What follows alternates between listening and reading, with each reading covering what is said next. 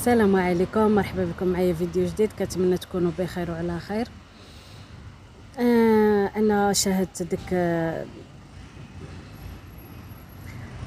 يعني معظم الناس يكونوا عارفين بان ديك الفتاة او الشابة اللي انتحرت في المغرب بسبب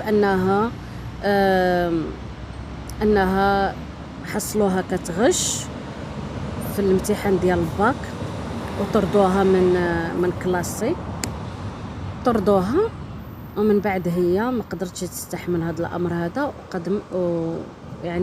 وانتحرت، قررت انها تنتحر. انا هذا الامر هذا اسفني يعني بزاف وحزنني، ومعظم كل الناس ما عجبهمش هذه الحادثه هذه. ولكن يعني شحال هادي كنا كنسمعوا واحد الشخص ولا واحد الانسانه انتحرت. الاسباب يعني كتكون مفجئه، يعني سبب ماشي مقنع، يعني ما كاينش اسباب مقنعه انك تقدم على الانتحار وتنهي حياتك، ما كاينش. ولكن يعني في واحد الحاله لا كنا غادي نهضروا على التعذيب، او لا كنا نهضروا على اشخاص في السجن عندهم المؤبد، ولا لا كنا غادي نهضروا على هاد الناس اللي كيتعاطوا المخدرات، او نهضروا على الامراض النفسيه والعقليه، الاكتئاب والى اخره. هنا في هاد الحالات هادو الناس كتقدم على الانتحار، يعني كتبغي تنتحر، كتقول الموت افضل ليا من العيش. ولكن سبب بسيط بحال هذا، يعني سبب بسيط، انا بالنسبه لي بسيط، ماشي شي حاجه كبيره اللي تخليني انني ننتحر.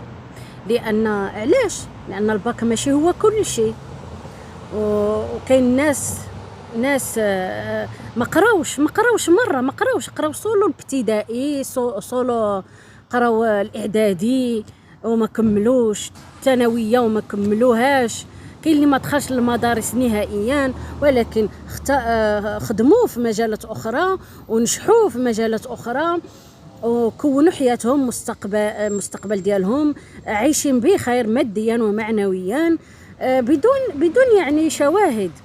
يعني وهناك اشخاص عندهم شواهد عليا، دبلومات وكورسات، انا وحده منهم، عندي دبلومات وعندي كورسات وغير محطوطين، غير معلقين، ما علقتهمش، غير اوراق محطوطين.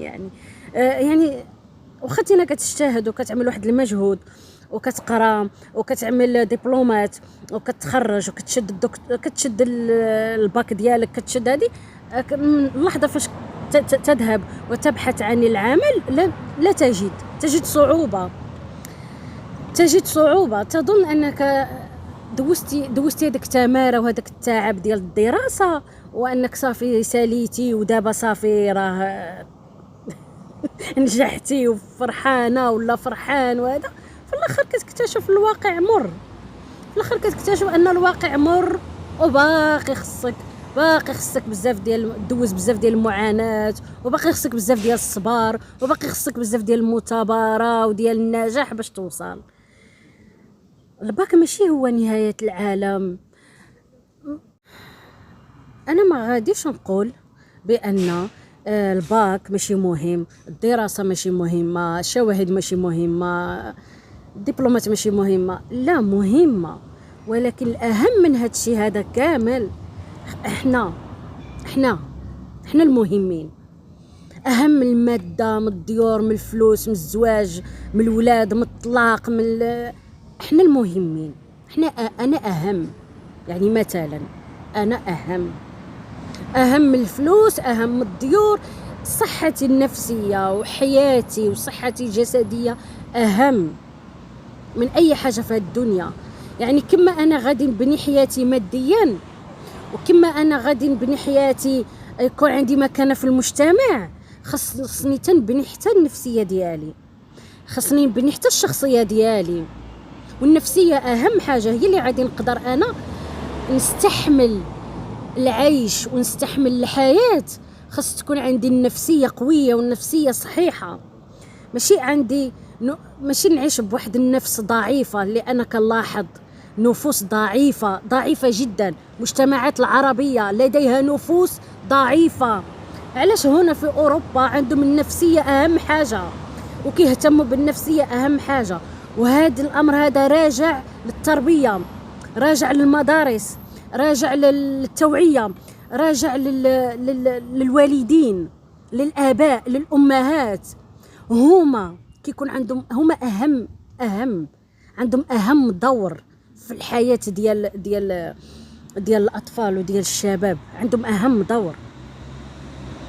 أنني مني نربي ولادي في النفسية صحيحة، في النفسية متوازنة، في الشخصية قوية، باش يقدروا يواجهوا بها الحياة. اختصر في كلامي، ما كنتعمقش، لان الا جيت نتعمق ونهضر في التفاصيل ونهضر في هذا غادي خصنا حلقات. المهم، الوالدين، المجتمع، المدرسين، الاساتذه، هادو كلهم عندهم دور. اذا انا ما جبرتش واحد البيئه مزيانه، ما جبرت واحد الاسره واعيه ومزيانه، ما جبرت واحد المدرسه فيها اساتذه واعيين ومزيانين، اللورا هذا هو المصير، هذا هو المصير ديال الشباب.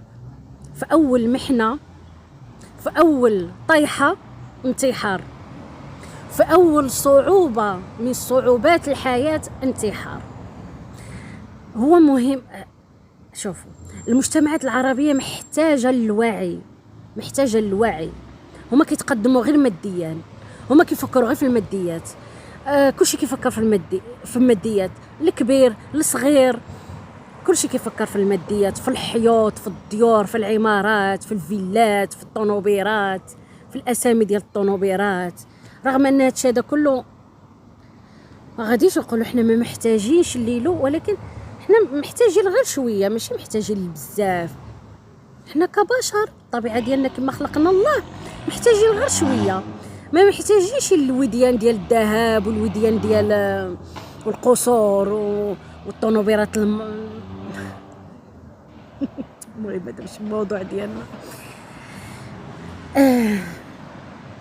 يعني ملي كتكون التربيه السليمه، التربيه ديال الوالدين والتربيه ديال المدرسه ديال المدارس، راه هذا هو اهم حاجه، هذا هو اهم.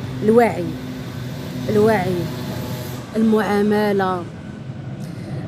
محتاجين الاشخاص يكونوا واعيين، ماشي محتاجين غير المراه وراجل يتزوجوا ويولدوا. في المجتمعات العربيه محتاجه الوعي، محتاجه اللي يفيقها من النعاس، يعني بمعنى الكلمه.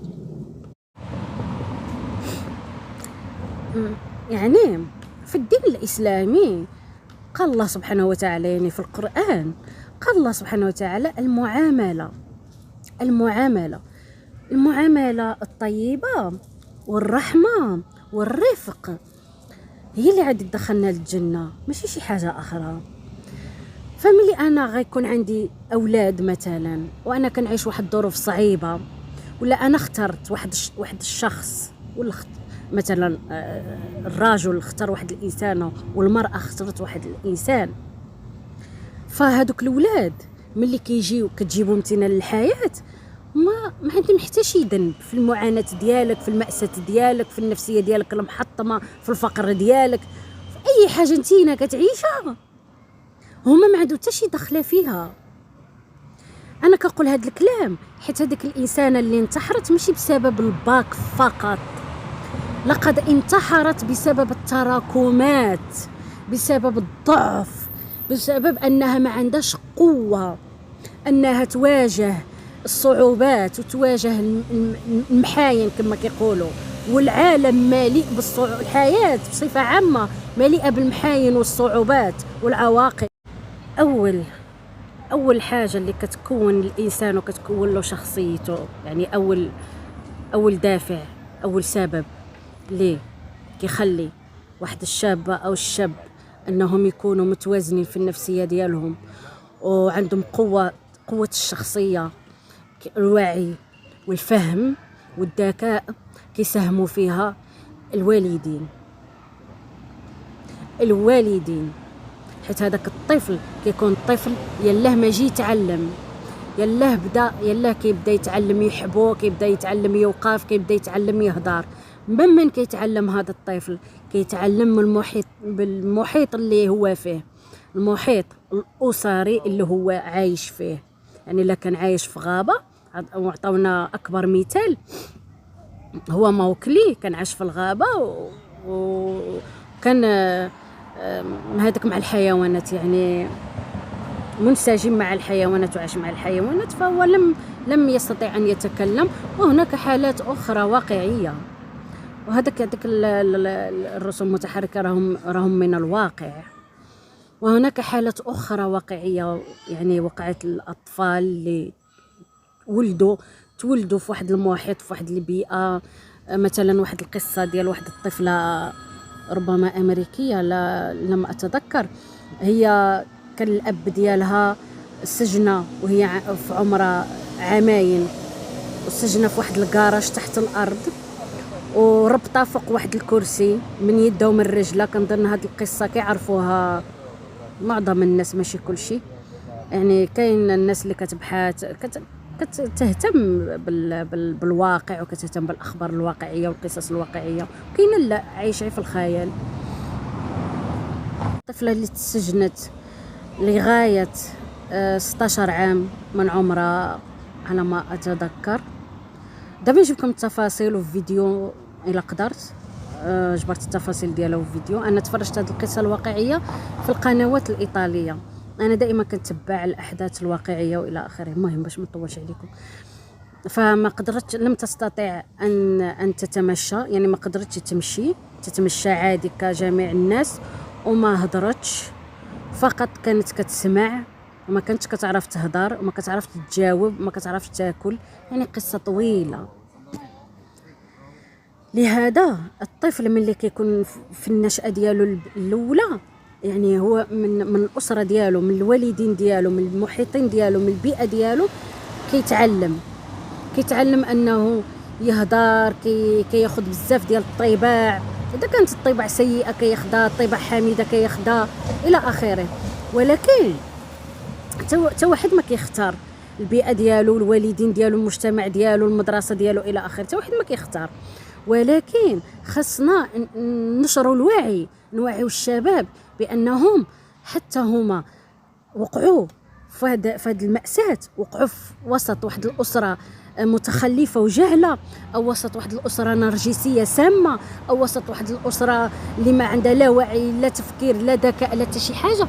هو ديك الشابة وديك الشاب هما اللي يحاولوا ما يبنيوش الشخصية ديالهم. مادام انتينا وصلتي لواحد السن 18 سنة 17 سنة، راك كتفهم، واعي، يعني فاهم، عارف، عاقل، اذا هنا خصك تينا اللي تكون الشخصيه ديالك وتتعلم من الحياه. كاين الكوتش، كاين بزاف ديال الوسائل اللي يخليوك انك تبني شخصيتك وتكون في النفسيه، وتبني النفسيه ديالك الصحيحه السليمه.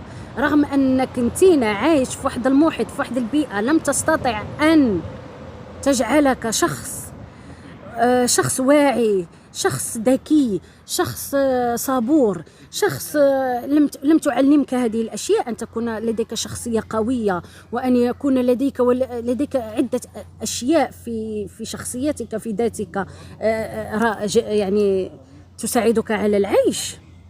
فأنت ما دمت لديك 18 سنة 17 سنة مسؤول عن نفسك، ومسؤول عن شخصيتك، ومسؤول عن ذاتك. دعهم هم في جهلهم وفي تخلفهم وفي نرجسيتهم وفي سمهم وفي كل شيء، وأنت ابني نفسك بنفسك، ابني ذاتك بنفسك، وابني حياتك بنفسك، بالقوة، بالمثابرة، بالصبر. يعني هذه الإنسانة أول محنة هتواجهها في حياتها، انهت حياتها بالكامل، المجرد انها حصلوها كتغش وطردوها. شيء مؤسف للغايه. هذا نسميه في علم النفس الضعف والتراكمات والألم والإحباط، وأنها صافي ما بقى عندها حتى شي حل، ما بقى عندها حتى شي تفكير، ما لا اله الا الله محمد رسول الله. وكانت بوحدها، ما عندهاش شي واحد اللي يوجهها، اللي ينصحها، اللي يصبرها، اللي شيء مؤسف. واصلا المجتمعات العربيه شكون اللي كيصبر واحد اخر؟ شكون اللي كيعاون واحد اخر؟ حتى الكلمه الطيبه ما كايناش. كلمه كنلاحظ انا في مواقع التواصل الاجتماعي الناس كتعمل الفيديوهات وهذا، والناس كتكتب لتحت كتب، وكل شيء سلبي وكل شيء قذف وسب